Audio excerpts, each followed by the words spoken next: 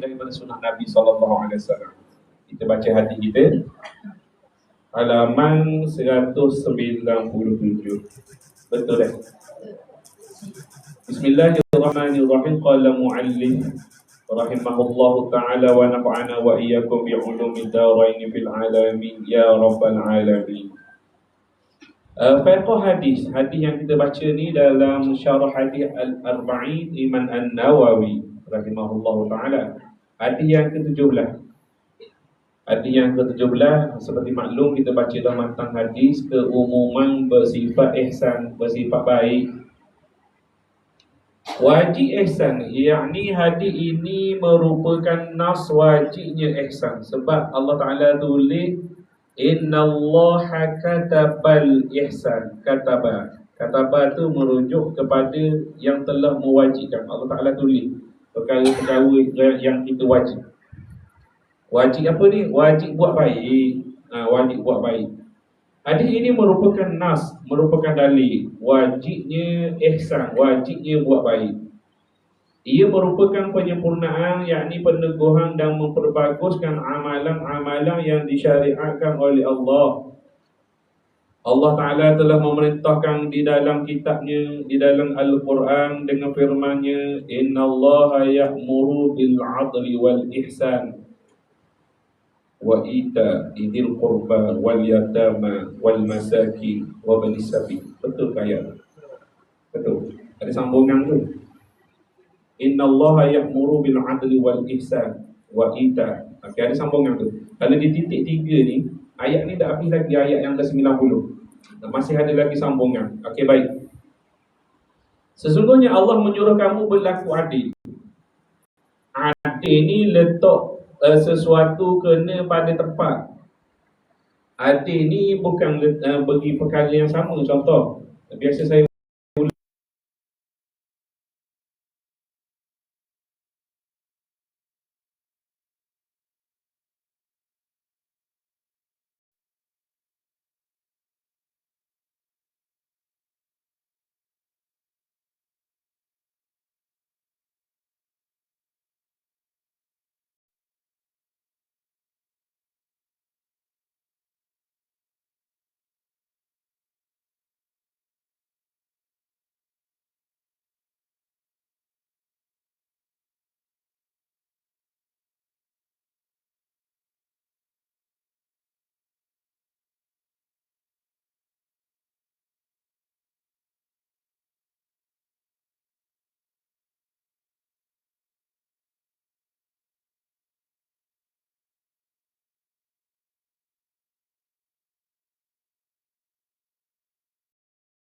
lagi. Kita mau ambil sekolah sekarang, mana mat 99 lagi. Tak tahu dia kata. Tapi anak kita umur 20 tu belajar Nabasiti. Belajar Nabasiti di Citra, di Kedah. Lepas tu dia minta kita RM200. Padahal 2-3 orang tu semua anak kita. Lepas tu dia minta RM200, kita beri tak RM200. Kita pun masuk masuk dalam QR dia. RM200. Dan jadi mudah je, tak payah QPank. Masuk dalam QR je, petang masuk. Okey, baik. Lepas tu anak kita dapat RM200. Padahal anak kita belakang. Kalau 7 tahun tu 100 kita tak bagi. Kita bagi RM5 je ke anak tu. Padahal anak kita. Tapi anak kita hak 20 tu kita bagi. Dia nak RM200 kita bagi. Itulah nama adil pada tempat. Kita tahu anak kita hak umur 20 tu guna dia macam-macam. Dengan motosikal, dengan yuran, dengan buku. Anak kita hak 7 tahun tu kita tahu setakat dia nak beli nasi lemak. Jadi kita tengah hari dia balik rumah kita pula. Okey, baik. Sesungguhnya Allah menyuruh kamu berlaku adil, yakni sama dalam berbuat kebajikan. Surah An-Nahl ayat yang ke-90. Firman Allah Subhanahu wa taala lagi, wa ahsinu. Ya, sambungan. Wa ahsinu innallaha yuhibbul muhsinin. Berbuat baiklah, sesungguhnya Allah menyukai orang-orang yang berbuat baik. Ihsan amat dituntut ketika melakukan amalan-amalan fardu. Meninggalkan perkara-perkara yang diharamkan dan ketika bermuamalah dengan makhluk. Jangan buat perkara-perkara yang jadi masalah kepada makhluk. Ihsan di dalam pelaksanaan perkara-perkara tersebut bermakna titik akhir kesempurnaannya dan memelihara adab-adabnya yang sahih, adab yang sahih, adab yang molek, adab yang betul, dan adab-adab yang melekatkan kesempurnaan pelaksanaannya. Sekiranya dilakukan sedemikian, maka amalan-amalannya diterima dan banyak pula ganjaran yang bakal diperolehi olehnya. Banyak amalan. Benda yang kita nak buat ni benda betul. Kita mari dalam keadaan beradab, dalam keadaan kita nak menuntut ilmu. Nak menuntut ilmu, nak datang menuntut ilmu tu satu hal dah. Nak mari tu dengan bersiap, dengan pakaian, dengan mandi apa semua. Start daripada nawai tu kita nak mari tu dapat pahala dah. Apatah lagi bagi orang Muslim, orang lelaki. Orang lelaki bila dia bersiap daripada rumah, dia menuju kepada musalla ataupun masjid untuk mendirikan solat berjemaah. Ada satu hadis menyatakan dapat pahala seperti buat haji dan umrah. Bila dia dari rumah, dia siap, dia mandi, dia pakai pakaian yang terbaik. Taklah pakai yang baru, pakai yang terbaik. Dengan gosoknya, dengan kedungnya, dengan lesek minyak atalnya orang lelaki ni. Lepas tu dia berjalan ke masjid dalam keadaan suci tu berbadan. Pahala dia seperti haji dan umrah. Tu besarnya pahala nak apa?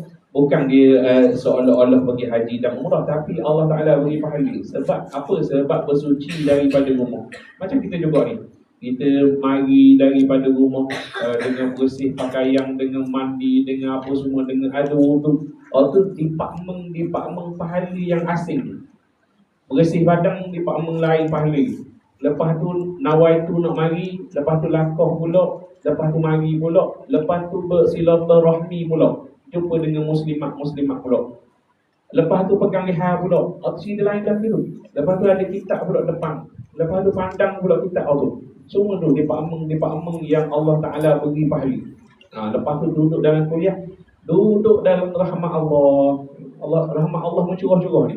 Mencurah-curah. Dalam keadaan kita berdoa kepada Allah, dimakbulkan oleh Allah Subhanahu Wa Ta'ala. Dalam keadaan kita duduk majlis ilmu, banyak sangat dapat. Sebab tu ada kalam riwayat ulama mengatakan, jika Allah Ta'ala buka hijab datang ke majlis ilmu ataupun beriktikaf dalam masjid, Allah Ta'ala buka hijab ni, nescaya sekalian orang akan meninggalkan perniagaan. Tak niaga dah.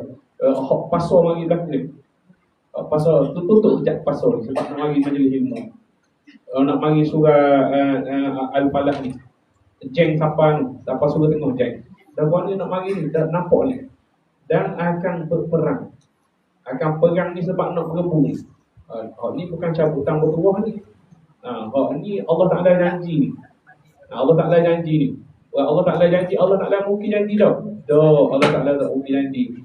Orang yang datang subuh, lepas tu mendirikan 2 rakaat sunat fajar. 2 rakaat. Tak semayang subuh, bukan semayang subuh. 2 rakaat solat sunat fajar. Apa dapat dia, pahala dia? Antara isi dunia dan bumi, langit ke bumi. Ma bainahuma. Tahu berapa ringgit harga bumi ni? Bukan harga sutil banglo tak. Bukan harga duit 500 juta. Bukan. Orang diri solat sunat fajar baru 2 rakaat. Bukan subuh tu sendiri. Bukan.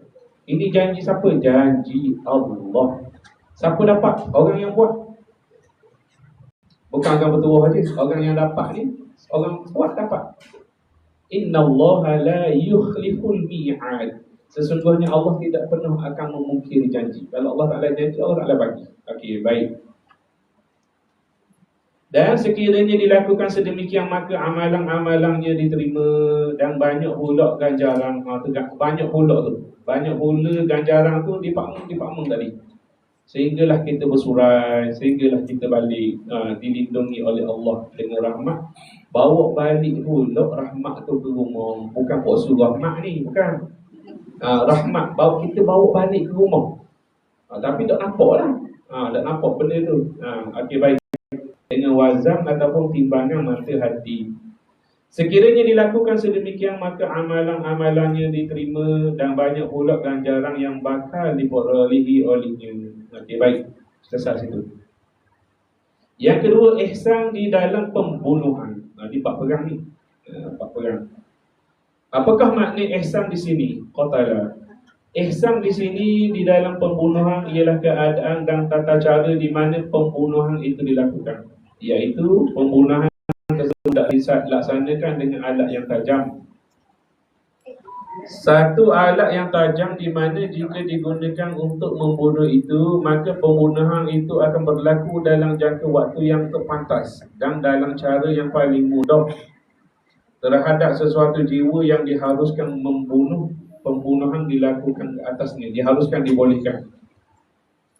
Manakala pembunuhan yang dilakukan pula sama ada berlaku di medan jihad, medan perang, yang disyariat, yang dibolehkan, yang Allah Ta'ala izin, yang kita untuk mempertahankan muruah, untuk mempertahankan bangsa, untuk mempertahankan negeri, untuk mempertahankan harta benda, dan terutama untuk mempertahankan agama Islam. Atau di dalam pelaksanaan hukum kisah. Dua. Ini qatala, pembunuhan yang berlaku dalam medan perang, medan jihad. Satu, yang disyariatkan, yang Allah Ta'ala izin. Tak boleh kita duduk saja-saja ni, kita orang Islam, kita diserang negara orang, tak boleh. Tapi bila kita diserang, kita mempertahankan, kita tak lawan balik boleh. Kita kena dah dihimpit dah. Kalau tak lawan balik, maruah tergadai. Kalau tak lawan balik, bangsa tergadai. Kalau tak lawan balik, harta tergadai. Kalau tak lawan balik, habis agama tergadai. Law je ke dia, atas kepala dia kainik, sari-sari tergadai. Okey, baik, itu maksud dia. Dan di dalam hukum kisah balas balik atau hudud ataupun had Allah Subhanahu Wa Taala, ada hukum hudud yang mana pada ketika itu hendaklah dipancung, dipotong kepala, termasuk hukum had yang berkait dengan riddah. Riddah tokoh agama. Kita ikat dia daripada Islam. Lepas tu di tokoh agama lain, kita ikat dia dalam cara kita suruh dia taubat. Kita mari pula 2 minggu, dia tak taubat sekarang. Dia degil juga, dia nak agama tu juga. Pada ketika tu pihak berkuasa boleh menjatuhkan hukuman potong kepala. Bila potong kepala, mayat dia tak boleh dikebumikan di perkuburan Islam. Mayat dia kena beri makan lauk ke binatang ke teruk mana-mana, tak boleh. Okey, baik. Sebab daripada Islam dia menukar agama jadi agama yang kafir. Okey, baik. Pertama, ada pun pembunuhan musuh Islam di medan pertempuran jihad di jalan Allah sabilillah. Maka cara paling mudah untuk membunuh kaum kafir adalah dengan memenggal leher-leher mereka. Firman Allah Subhanahu Wa Taala, وَإِذَا لَقِيتُمُ الَّذِينَ كَفَرُوا فَضَرْبَ الرِّقَابِ. Habis lagi ayat. Kalau titik 3 tu ayat tu panjang. Surah Al-Muhammad. Apabila kamu bertemu dengan orang-orang kafir, yakni di medan perang, maka pancunglah batang leher mereka. Nabi SAW telah mencegah. Nabi larang, walaupun kita musuh, walaupun kita duduk dalam medan perang, ada lagi adab kita orang Islam. Bukan seperti orang kafir. Orang kafir kalau dia langgar sungguh, dengan buat benda yang di luar batasan akal. Orang Islam masih lagi ada adab, walaupun dalam keadaan medan perang, walaupun kita marah, walaupun kita benci. Okey, baik. Nabi SAW mencegah daripada mencincang-cincang atau memburuk-burukkan rupa musuh yang telah berjaya dibunuh, sama ada sebelum musuh itu dibunuh atau selepasnya. Seperti yang berlaku banyak perang antara kaum musyrikin dengan orang Islam. Bila sahabat-sahabat mati, bila sahabat-sahabat wafat, syahid, musuh Islam ni dia cain. Cain ni bahasa Terengganu kan. Cain. Cain apa kan? Cincang. Okey, cain blok. Dia kerak telinga, dia gerak hidung, lepas tu dibelah-belah muka sehingga tak nampak siapa orang ni. Ada satu orang sahabat Ammar, sehingga adik dia mari rasa tapak tangan. Ni adik aku ni. Cam rasa tapak tangan kasar ni. Kita kan cam kan, kita pegang tangan untuk lelaki kita. Elang kita. Allah.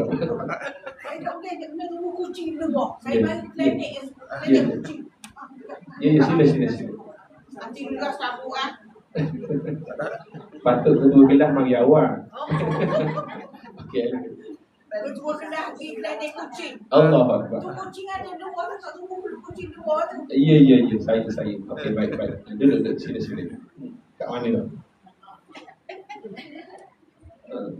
Lekat. Macam keset lekat kan? Ya. Okey, baik. Okey, jahatnya musyrikin, jahatnya adab musyrikin ni tak kira masa pegang pun jahat, apatah lagi belum pegang jahat. Sehingga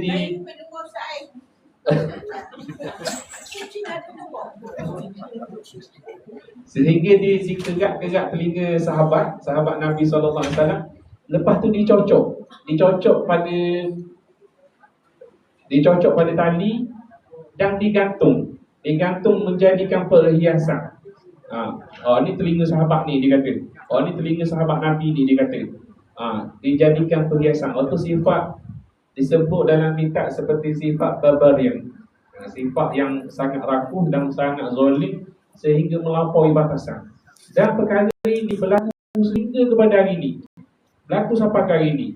Dalam peperangan di Palestin, peperangan antara di Yaman, peperangan yang teruk sehingga jenazah hancur lebur yang tidak boleh dikenal pasti, dilenyek dengan kereta kepal, macam-macam yang kita boleh tengok kezaliman yang sangat dahsyat. Okey, baik.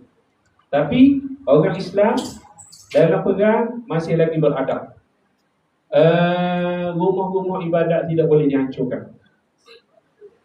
Hospital tidak boleh disentuh. Pokok-pokok dan tumbuhan tidak boleh dipatokkan. Perempuan dan anak kecil dan orang tua tidak boleh diusik. Bila orang Islam berperang, yang boleh membalas serangan peperangan hanyalah kepada askar. Ni di Palestin bukan istilah perang ni. Istilah yang tepat kalau kita nak guna dekat Palestin, genocide, yakni pembunuhan yang sangat zalim. Bukan askar Yahudi laknatullahi alaihim tu perang dengan askar Palestin, bukan. Habis pita dia tembok, koloh dia tembok, jalan-jalan raya habis dia belong. Habis semua, tak ada habisi, hancur lebur. Bukan perang tu. Okey, baik. Nabi SAW telah mencegah daripada mencincang-cincang atau memburuk-burukkan rupa mayat musuh yang telah berjaya dibunuh, sama ada sebelum musuh itu dibunuh atau selepasnya. Di dalam kitab Sahih Al-Bukhari bahawa Nabi SAW telah mencegah daripada perbuatan mencincang dan memotong mayat musuh. Dan di dalam Musnad Ahmad dan Sunan Abu Daud daripada hadis Imam Imran bin Husain dan Samurah bin Jundub radhiyallahu anhuma, bahawa Nabi SAW telah melarang perbuatan mencincang dan memotong mayat musuh. Diharuskan bagi muslimin, bagi orang lelaki muslim, mempergunakan senjata-senjata api dan bahan-bahan pemusnah secara saksama, secara adil. Walaupun dalam perang ni kita nak tembak musuh ni, hak kita nak serang agama kita ni, tetapi alat perang tu sama ni. Ni guna alat M16, kita guna alat M16. Ni guna alat machine gun, kita guna machine gun, tak lebih. Tapi hari ni dah melampau sangat. Dengan satu senjata yang dinamakan Phosphorus. Phosphorus tu dia tembak dari atas tu. Dia tembak dari atas, benda tu dah pecah dari atas. Benda tu tak kena pun pada orang. Tapi oleh kerana bahaya chemical hot warna putih tu, Bila terkena pada orang dan radius kawasan dia kena tu berpuluh kilometer. Seduk je rasak tu, hak. Habis ni pui habis tubuh. Tak kena pada orang. Benda tu dilarang guna dalam keadaan perang. Tapi orang kafir laknatullah ni guna semacam. Okey, baik. Sebagaimana yang dipergunakan oleh pihak musuh. Firman Allah Subhanahu wa taala, "Faman i'tada 'alaikum fa'tadu 'alaihi bimithli ma'tada 'alaikum." Oleh sebab itu barang siapa yang menyerang kamu, maka seranglah ia seimbang dengan serangannya terhadapmu. Surah Al-Baqarah 194. Kerana sesungguhnya tidak harus bagi kaum muslimin di dalam semua keadaan menjadikan unsur-unsur penyiksaan dan memburuk-burukkan rupa bentuk wajah musuh sebagai objektif di dalam peperangan mereka terhadap pihak unsur itu. Beberapa negara kafir telah bertindak meminta daripada tentera-tenteranya agar tidak membunuh musuh-musuhnya. Sebaliknya memadailah dengan memburuk-burukkan rupa mereka. Justru mereka yang diperburukkan muka itu akan menjadi beban kepada negara mereka. Oleh itu ia menjadi satu bentuk peperangan terhadap ekonomi dan jiwa sebagai kesan sampingan daripada peperangan yang menumpahkan darah dan pemusnahan segala yang wujud di dalam suatu negara musuh itu. Namun demikian, agama Islam menolak segala perbuatan liar seumpama ini dan mengekalkan unsur ihsan ke atas semua makhluk, khususnya manusia. Pokok-pokok kena jaga, tempat rumah ibadat jaga, hospital jaga. Oh ni ada lambang hospital pun boleh ada di berdiri. Lambang ambulans boleh ada di berdiri. Kalau ikut peperangan punya undang-undang, hospital tak boleh tembok. Ambulans tak boleh tembok. Press tak boleh tembok. Press wartawan tak boleh tembok. Ni boleh ada wartawan, dia tak peduli, habis dia tembok. Zalimnya hak berlaku pada hari ini. Baik. Tapi ingat, bila masa Allah Ta'ala beritahu batu-batu dan pokok-pokok boleh bersuara, yang di belakang aku ni ada Yahudi. Pada ketika itulah mereka sangat takut dan bimbang, kecuali dinamakan satu pokok yang bernama pokok Rorqah. Pokok ni banyaklah ditanam berjuta-juta pohon. Pokok tu tak kabur. Pokok tu dinamakan pokok Yahudi. Kalau satu masa ni, bila sampai masa ni, orang Yahudi duduk belakang batu tu kabur. Orang Yahudi duduk belakang dinding surah ni, mari ni, belakang ni ada Yahudi. Batu ni boleh cakap. Tapi dekat sangat pada ketika tu hari qiyamah. Okey, baik. Yang kedua, ni bab had ataupun bab qisas. Adapun pembunuhan menggunakan hukuman qisas. Kisah-kisah ni hukuman balas ni cuma berhak pada pihak berkuasa. Orang biasa jangan buat. Kalau orang biasa buat, orang biasa pula kena pula. Jadi kes lain pula. Hanya pada pihak berkuasa. Adapun pembunuhan sebagai hukuman kisah, maka tidak harus memotong-motong atau mencincang mayat yang telah dilaksanakan hukuman kisah ke atasnya. Padanglah. Kalau potong tangan. Kalau sabit dengan hukuman dia tu, jatuh hukuman, potong tangan. Tak payah ambil tangan dia, cicang macam lagi cicang, tak payah. Tak payah. Orang tengok potong tangan pun dah gerung dah. Allahu Akbar. Kalau di Mekah tu, kalau boleh tengok, awal 90-an ada. Hukuman tu biasa berlangsung hari Jumaat. Orang tubik daripada masjid. Lepas tu dibuat di persimpangan 3. Orang nak jatuh hukuman tu, dia akan umum dulu. Orang ni, mamak ni telah mencuri dengan nilai sekian-sekian, telah dijatuhkan hukuman oleh Mahkamah Arab Saudi. Lepas tu hari ni kita menjalankan hukuman dia. Hukuman potong tangan. Lepas tu potong. Hidup ni potong tangan ni.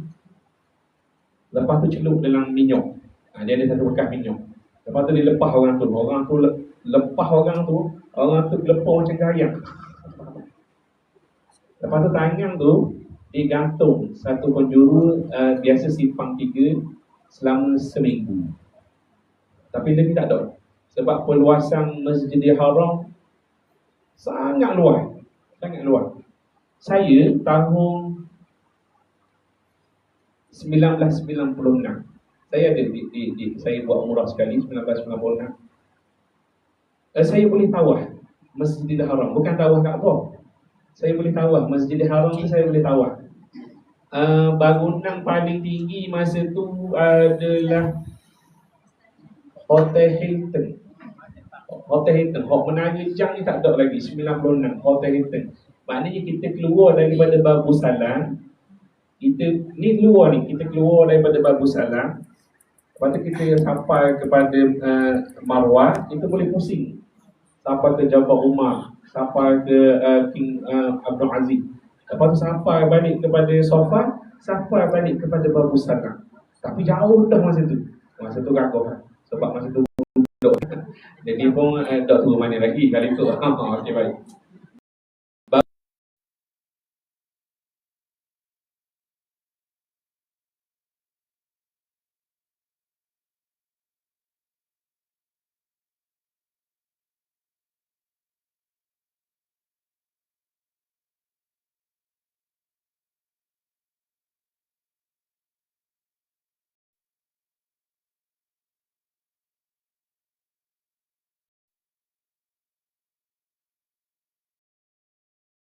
Ni tempat lahir Nabi sallallahu alaihi wasallam. Ada yang asal jaga. Lagi lama situ hajah. Dia ambak kita. Dia marah kita. Di maktabah. Belakang maktabah tu bukit yang bernama Bukit Ajia. Kalau kita datang ke Mekah pada tahun ni, tahun sekarang ni, kosong rumah. Kosong, tak ada rumah. Kalau kita duduk 90-an, rumah orang tani ada, rumah Indonesia ada situ, dia buat mukim situ. Orang Brunei, biasa orang Malaysia, orang tani, orang Indonesia, tiga bangsa. Orang tani lah, orang tani. Sebab tu kalau kita pergi 90-an, makanan sedap. Sebab orang tani masuk. Panjang cerita. Tapi 90-an tu kalau kita naik dekat Ajia, parabola dia besar kereta. Astro dia. Astro kita besar ni je. Astro rumah kita besar ni je. Astro dekat Mekah tu besar kereta. Apa Astro? Habis wayang, macam-macam wayang ada pada ketika tu 90-an. Tapi pada ketika tu tak ada orang ni. Orang tak ada. Masih lagi terselamat dataran Kaabah. Dataran Kaabah selamat.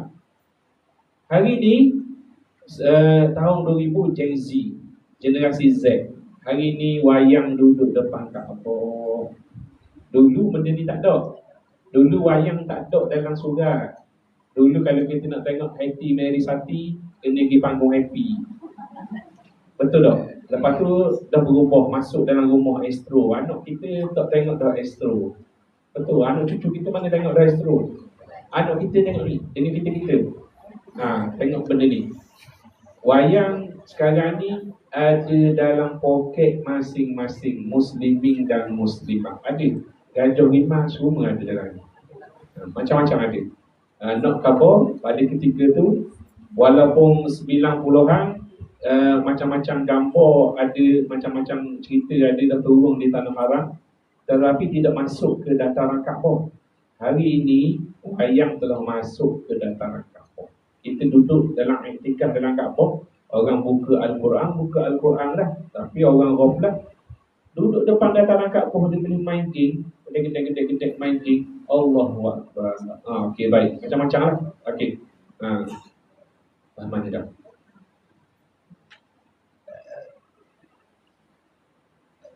Sebab hukum kisah. Habis dah. Boleh tawaf kat apa. Tapi hari ni tak boleh tawaf. Hari ni kalau kita nak tawaf Masjidil Haram tu, saya rasa jauh, memang jauh. Sebab yang extend, yang tambah lagi dekat belakang tu, lagi panjang daripada Safa dan Marwah.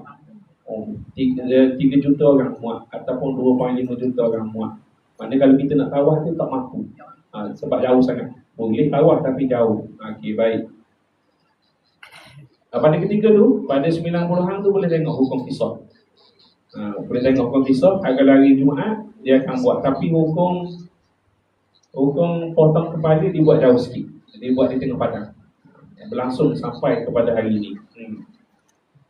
Adapun pembunuhan secara hukuman kisah, maka tidak harus memotong-motong atau mencincang-cincang mayat yang telah dilaksanakan hukuman kisah ke atasnya. Potong kepala ke bumi lah. Dia dengan Allah. Sebaliknya pembunuhan ini hendaklah dilakukan dengan pedang yang sangat tajam. Sekiranya orang yang melaksanakan kisah ini secara sengaja telah memotong dan mencincang tubuh yang si kena bunuh, maka Imam Malik, Imam Asy-Syafi'i dan Imam Ahmad Hanbali sebagai pendapat mereka yang masyhur tentang perkara ini mengatakan orang yang melaksanakan pembunuhan kisah itu hendaklah dibunuh sebagaimana ia telah membunuh. Apa benda nama tukang bunuh ni? Alah, lagu ni, ada lagu ni. Apa benda Ustaz naik? Tukang jatuh hukum. Al-Gojo Fadli. Al-Gojo tu dia tutup muka. Tetapi kalau Al-Gojo tu, nanti bukilah Al-Gojo. Nanti bukilah. Nanti Al-Gojo tu buat khianat kepada orang yang telah dihukum tu, buat khianat, dia pula akan dihukum. Bermakna nak kabur ihsannya. Maknanya orang tu dah dapat hukuman secara adil, pemotong ataupun Al-Gojo tu telah menjatuhkan hukuman, dia marah dalam hati dia cincang-cincang, dia tu pula akan dihukum. Okey, maknanya nak kabur adilnya bila berlaku hukuman, lepas orang tu. Okey, baik. Sebagaimana ia telah membunuh, sebagaimana di dalam kitab Sahih Al-Bukhari dan Muslim daripada Anas radhiyallahu anhu, kharajat jariyatun 'alaiha awdahum bil madinati faramaha yahudiyyun bihajarin faji'a biha ila an-nabiy sallallahu alaihi wasallam wa biha ramahum faqala laha Rasulullah sallallahu alaihi wasallam afalanu fatalaq farafa'at ra'saha فعاد عليها قال فلان فتلك فرفعت رأسها فقال لها في الثلاثة أفلان فتلك فخفضت رأسها فدعا به رسول الله صلى الله عليه وسلم فقتله بين الحجرين. Seorang hamba sahaya ni perempuan yang memakai perhiasan daripada perak telah keluar di Madinah. Maka seorang Yahudi telah melontar, telah pelekong dengan batu. Pelekong tu bahasa Terengganu, telah melontarinya dengan batu. Orang Yahudi ni pada ketika tu jahat dah. PA dia duduk di Madinah tu balik hukmah. 3 cabang Yahudi tu balik hukmah 200 tahun. 200 tahun sebelum kedatangan baginda Nabi SAW, balah perang Uhud. Sebab tu Nabi datang, Nabi berhijrah daripada Makkahul Mukarramah kepada Madinatul Munawwarah dengan susuk tubuh yang sangat berkarismatik. Susuk tubuh Nabi itu boleh menyelesaikan masalah politik yang berlanjutan ratusan tahun. Bila Nabi sampai ke Madinah, Nabi boleh settle masalah orang Yahudi ni, perang Yahudi ni, kelompok-kelompok Yahudi. Okey, baik. Maka seorang Yahudi telah melontarinya dengan batu. Hamba sahaya perempuan itu pun dibawa berjumpa dengan Rasulullah sallallahu alaihi wasallam dalam keadaan hampir menghempuskan nyawanya. Paruk kena ni. Dan nyawa-nyawa ikan. Rasulullah sallallahu alaihi wasallam pun bertanya kepada hamba sahaya itu, perempuan tadi, adakah si polang ini telah cuba membunuh kamu? Lalu si hamba sahaya itu mendongokkan kepalanya, yakni menafikan soalan baginda sallallahu alaihi wasallam itu. Kemudian baginda sallallahu alaihi wasallam bertanya lagi, adakah si polang menunjukkan kepada lelaki yang kedua cuba membunuh kamu? Hamba sahaya perempuan itu mendongok kepalanya menafikan soalan itu. Kemudian baginda sallallahu alaihi wasallam bertanya lagi, adakah si polang ini cuba membunuh kamu? dengan menunjukkan kepada lelaki Yahudi itu, lalu hamba sahaya itu menganggukkannya, dan Rasulullah SAW pun memerintahkan supaya lelaki itu dibawa kepadanya. Lalu kepala lelaki itu dipukul. Itu kisah. Dia buat benda yang sama, dia balas benda yang sama. Dipukul kepalanya dengan 2 biji batu, sebagaimana yang dilakukannya terhadap hamba perempuan tersebut. Balance. Maknanya sama. Okey. Bukan dia pelakon batu, ni katok lebih daripada tu. Okey, baik. Iman Al-Thawri, Iman Abu Hanifah, Iman Ahmad berpendapat sebagaimana di dalam riwayat yang mengenainya bahawa orang yang melaksanakan hukuman qisas itu tidak dikenakan hukuman bunuh melainkan dengan pedang, yakni dipenggal lehernya. Iman Ahmad pula mempunyai pendapat yang ketiga, iaitu beliau hendaklah diperlakukan sebagaimana beliau telah memperlakukan orang yang kena bunuh itu, melainkan sekiranya beliau telah membakar orang yang dibunuh secara qisas itu atau memotong mayatnya, maka hendaklah dipenggal lehernya dengan pedang sebagai larangan daripada memotong atau mencincang mayat atau membakarnya. Dan yang ketiga, ada pun pembunuhan di dalam hukum hudud ke atas orang kafir, maka dia jawab apa? Kalau kita rekod tulis maka dan nescaya jawab apa? Maka kebanyakan alim ulama berpendapat dengan kemakruhan memotong dan mencincang mayatnya, sama ada kafir itu kafir asli atau kafir akibat murtad daripada agama Islam. Makruh, ada pergi kepada haram. Dan larangan membakar dengan api telah sabit di dalam kitab Sahih Bukhari bahawa Rasulullah SAW telah mengizinkan membakar dengan api kemudian melarangnya. Ada maksud, yakni ia menjadi suatu perkara yang tegas dan teguh di dalam pengamalan dan iltizamnya.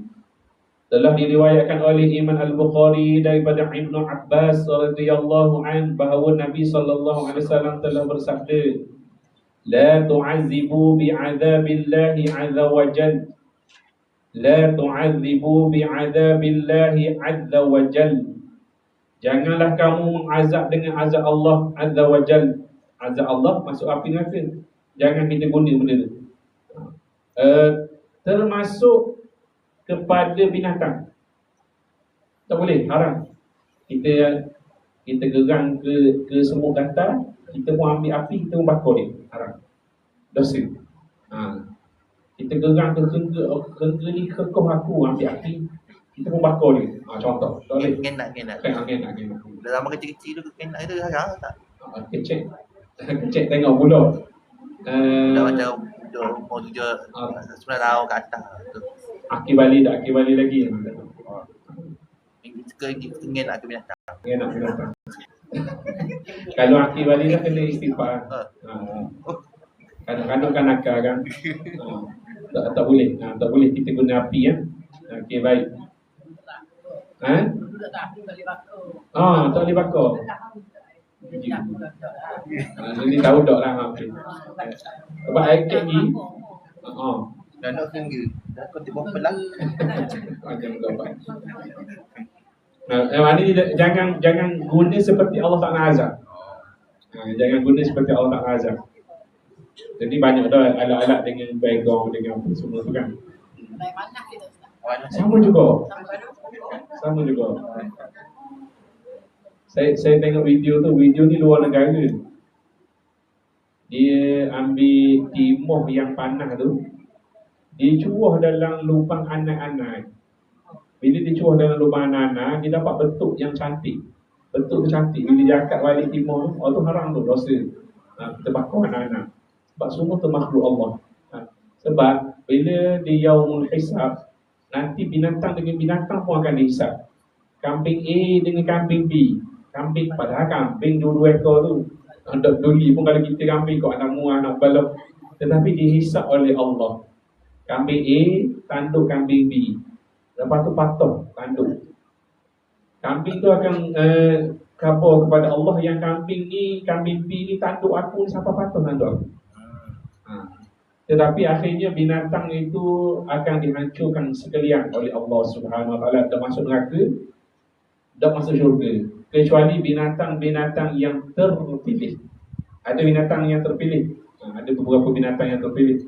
Burung burut, qitmir, ada berapa lagi. Okey, baik. Jangan terlebat ni. Okey. Dan akhirnya bila orang kafir tengok keadaan tu, bila tengok keadaan binatang-binatang dihancurkan, orang kafir kata, kau bagusnya pada ketika ni aku jadi macam binatang ni, haba'an mansura. Kalau boleh aku nak acur kau. Malah dah nak dihisapkan, takutnya tak dihisap. Dah tahu dah pada ketika tu akan diazab yang sangat pedih oleh Allah Subhanahu Wa Taala. Lebih baik pada ketika ni aku jadi macam binatang tadi, acur lebu. Okey, baik. Dan ini menjadi penunjuk bahawa pengajaran Rasulullah sallallahu alaihi wasallam telah berlaku sebelum banyak negara bersepakat. Barulah masuk PBB lah, OIC lah, macam-macam hal lah. Bersepakat dalam mencegah penggunaan bom-bom yang membakar. Bom ni lah, termasuklah yang saya sebut sulfur tadi.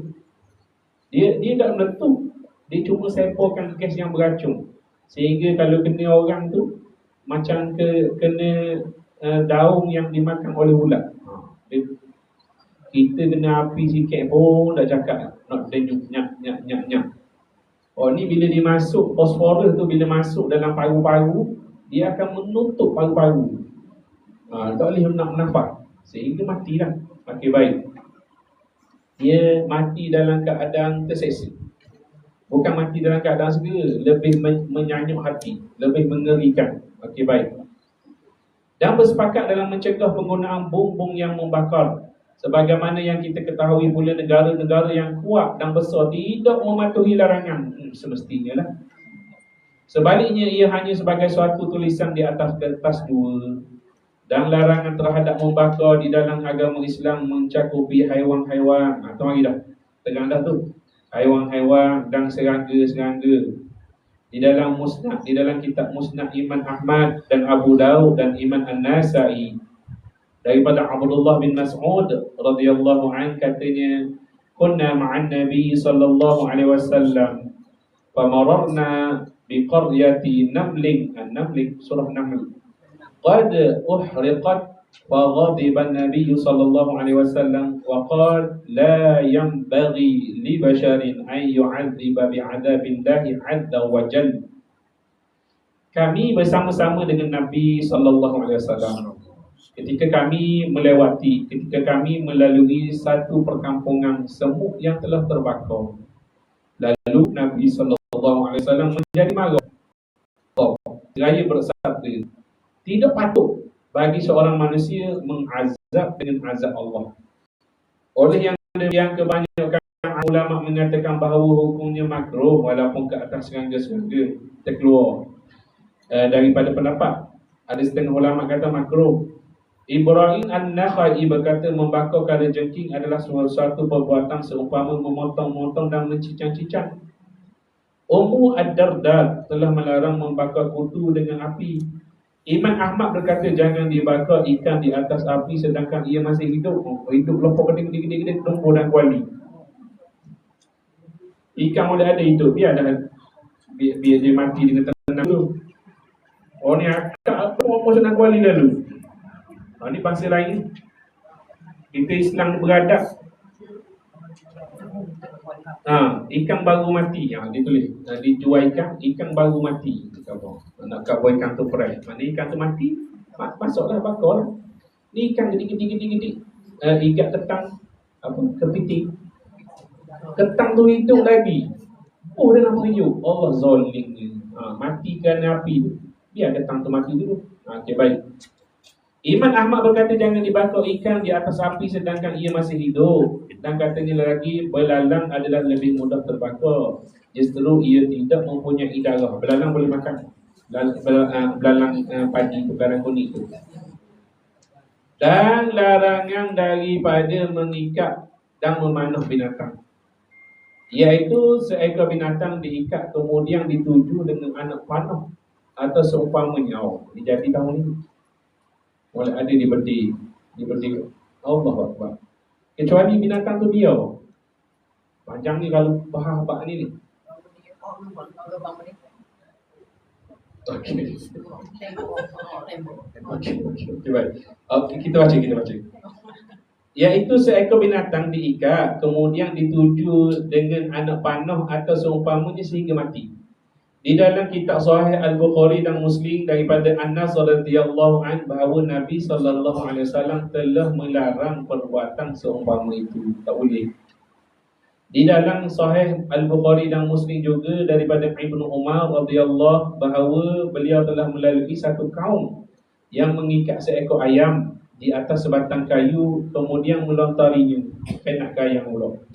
Beliau berkata, sesiapa yang melakukan demikian ini, sesungguhnya Rasulullah sallallahu alaihi wasallam telah melaknati orang yang melakukan perbuatan ini.